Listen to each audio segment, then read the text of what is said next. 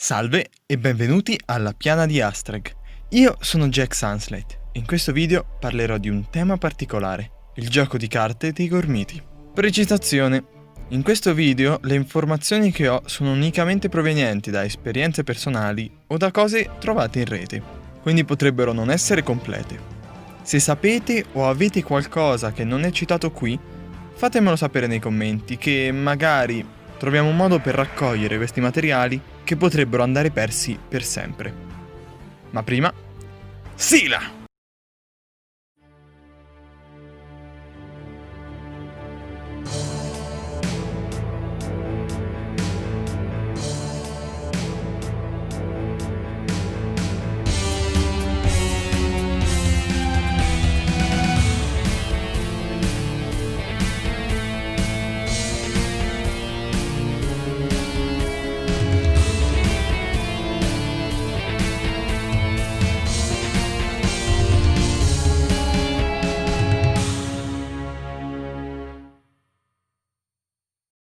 Il brand dei Gormiti è stata un'esplosione alla nascita.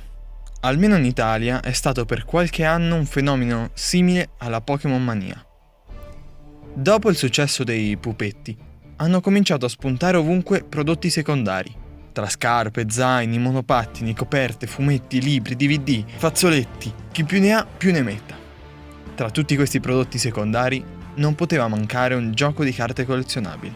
In un periodo che va da ottobre 2006, data di uscita della serie Atomic, e i primi mesi del 2007, cominciano a essere vendute le carte da gioco collezionabili dei Gormiti, le Battle Cards.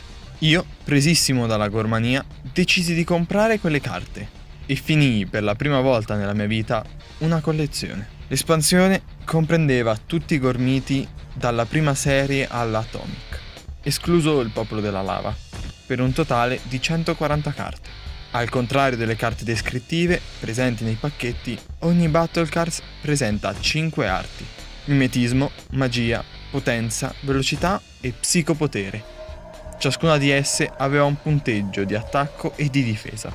La somma di tutti i punteggi della carta è detta punteggio globale ed è uguale al valore presente nella carta descrittiva moltiplicato per 10. Il gioco è semplice.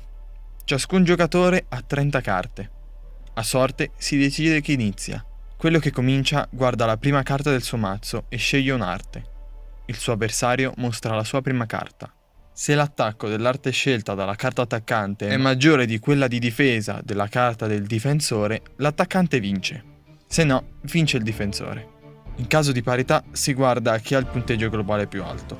Il vincitore di questo turno sarà l'attaccante del turno successivo e si prende entrambe le carte. Le carte vinte non potranno essere rigiocate. La partita viene vinta dal giocatore con più carte, poi spero debbano essere restituite. Questo gioco pare sbilanciato, e probabilmente lo è, ma hanno fatto vari tornei, quindi va bene. Ci sono molte variabili del gioco, ma sono tantissime e vengono descritte nei libri dei Gormiti. A proposito, se ne avete contattatemi, dato che la mia collezione è parecchio incompleta. Anzi, da questo momento in poi i materiali che posseggo non sono completi. Mi mancano parecchie carte di quelle che vi elencherò, quindi stessa cosa per prima, se ne avete scrivetelo nei commenti. Delle Battle Cards hanno fatto anche delle carte aggiuntive non appartenenti all'espansione. Quelle di cui so l'esistenza sono le forme Atomic dei Signori della Natura della prima serie, che per quanto ne so si potevano trovare incluse nei pacchetti di patatine, e le carte dei Gormiti della terza serie, trovabili assieme ai libri citati in precedenza. E così si conclude il periodo delle Battle Cards e con l'inizio della serie Mythos, e quindi anche Energeia, si è decisa di creare un nuovo GCC, le Metal Cards, con la C scritta strana. Non so se è il simbolo del copyright o una chiocciola, ma io userò la C al suo posto. Questa volta si sono fatti avidi.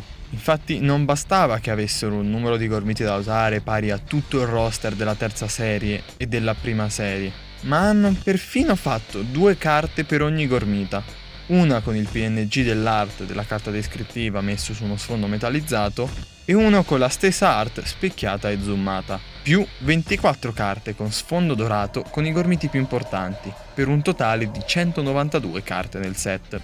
Inoltre, se volevi terminare completamente l'album, che tra parentesi avevano cominciato ad usare un formato che si rovina subito, dovevi comprarti le confezioni da 3 dei succhi brick della Yoga, dove potevi trovare una delle 28 mini carte, che non solo erano più piccole, ma avevano anche come sfondo dei colori orribili. Infine, per aumentare esponenzialmente i guadagni, hanno creato una versione solamente del sommo luminescente in oro 24 carati, di cui hanno prodotto solo 300 copie in tutta Italia, che sono state messe nei pacchetti. Chi le trovava poteva partecipare al grande concorso in cui potevi vincere 9.000 euro. Credo che ora queste 300 carte siano introvabili, non ci sono né foto su internet né informazioni a riguardo, ma se qualcuno di voi ne ha almeno una o ne sa qualcosa, vi prego di scriverlo nei commenti. Ho bisogno almeno di vederne una. Parlando del gameplay, si può dire che è migliorato parecchio. Le statistiche sono rimaste le stesse, ma la somma dei punteggi totali non dà più il valore della carta descrittiva per 10. Dato che di queste carte ne ho veramente poche, non vi so dire se c'è qualche legame fra questi punteggi e il punteggio della carta descrittiva. Inoltre, ciascuna carta possiede un livello di potere totale in alto a sinistra.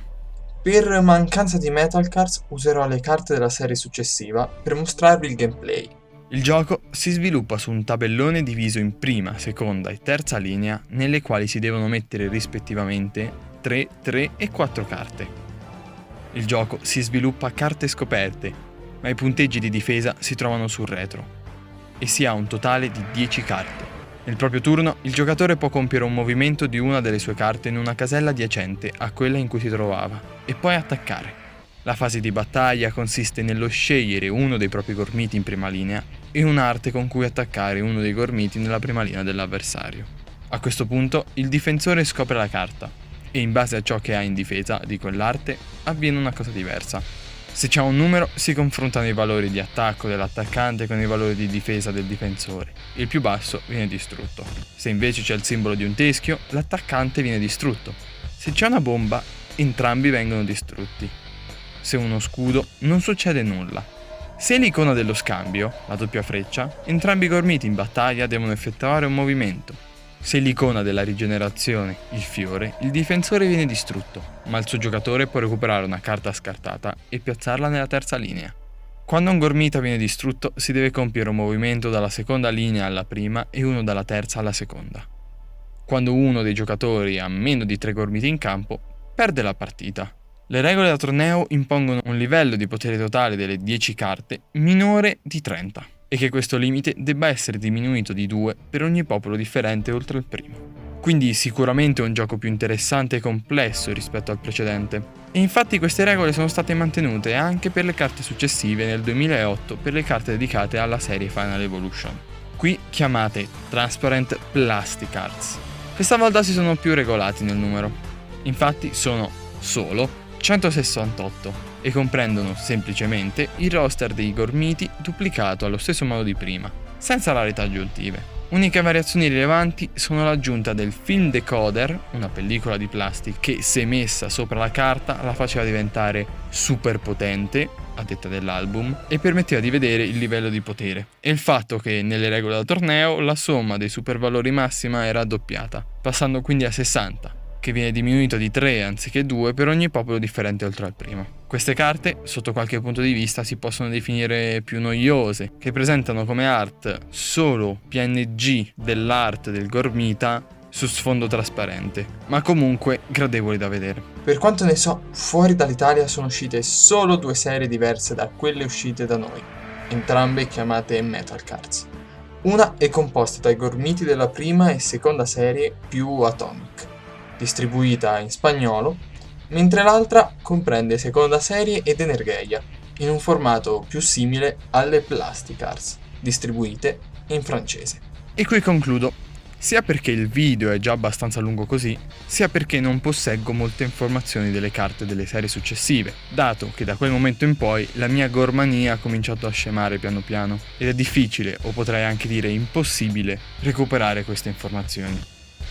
Se volete, fatemi sapere nei commenti se vi è piaciuto questo tipo di video, se avete consigli e soprattutto se avete da qualche parte le carte che ho citato, e quali, che potrebbero anche tornare utili. Condividete questo video a coloro che sono stati o sono ancora fan della serie dei gormiti, e per piacere, se avete la Metal Cards del sommo luminescente in oro 24 carati, scrivetemi. Ne ho bisogno. Sono Jack Sunslight, mi potete trovare su qualsiasi piattaforma, social, ovunque, per favore, ne ho bisogno.